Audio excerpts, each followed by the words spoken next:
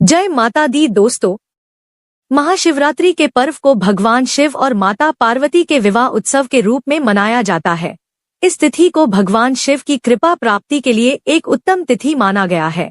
इस दिन पर शुभ मुहूर्त में भगवान शिव और माता पार्वती की पूजा अर्चना करना काफी फलदायक माना गया है। महाशिवरात्रि को शिव और शक्ति के मिलन के रूप में मनाया जाता है। इस दिन पर साधक पूरे दिन व्रत करते हैं और शुभ मुहूर्त में भगवान शिव और माता पार्वती की पूजा करते हैं।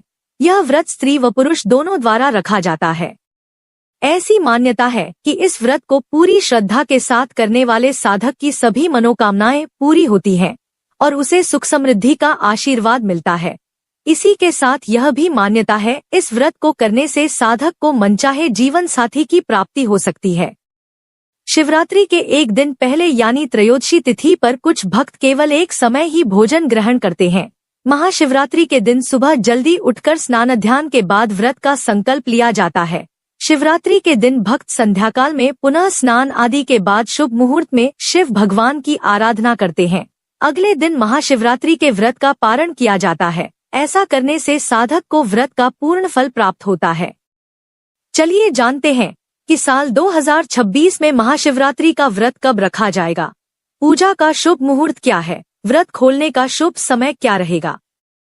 तो दोस्तों, इस साल चतुर्दशी तिथि की शुरुआत 15 फरवरी 2026 की शाम 5:04 पर हो रही है और चतुर्दशी तिथि की समाप्ति 16 फरवरी 2026 की शाम को 5:34 पर हो जाएगी। आपको बता दें, महाशिवरात्रि का व्रत निशिता काल व्यापिनी चतुर्दशी तिथि में रखा जाता है।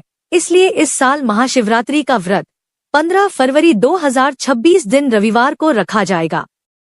निशिता काल पूजा का शुभ मुहूर्त रात 12:09 से लेकर रात 1:01 तक रहेगा।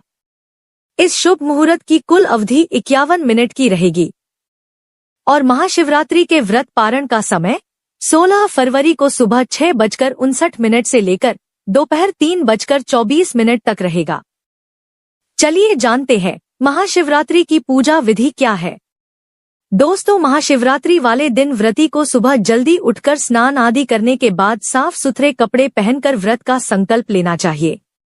इसके बाद शिव मंदिर में जाकर भगवान शिव की विधिवत पूजा अर्चना करें। उन्हें गंगाजल और पंचामृत से स्नान कराएं, गन्ने के रस से स्नान कराएं। इसके बाद चंदन आदि अर्पित करें, अक्षत अर्पित करें।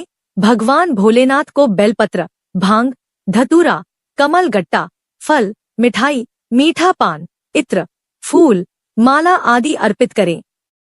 हो सके तो भगवान भोलेनाथ को सफेद फूल या आंकड़े का फूल अर्पित करें। इसके बाद धूप दीप जलाएं और वहीं बैठकर शिव पुराण का पाठ या महामृत्युंजय मंत्र का जाप या फिर शिव के पंचाक्षर मंत्र ओम नमः शिवाय का जाप करें। इसके बाद शिव चालीसा का पाठ करें। फिर शिवजी की आरती करके विधिवत पूजा को संपन्न करें। इस दिन रात्रि के चारों पहर में पूजा करने का और जागरण करने का विधान है। ऐसा करने से आपको पूजा का कई गुना फल प्राप्त होता है।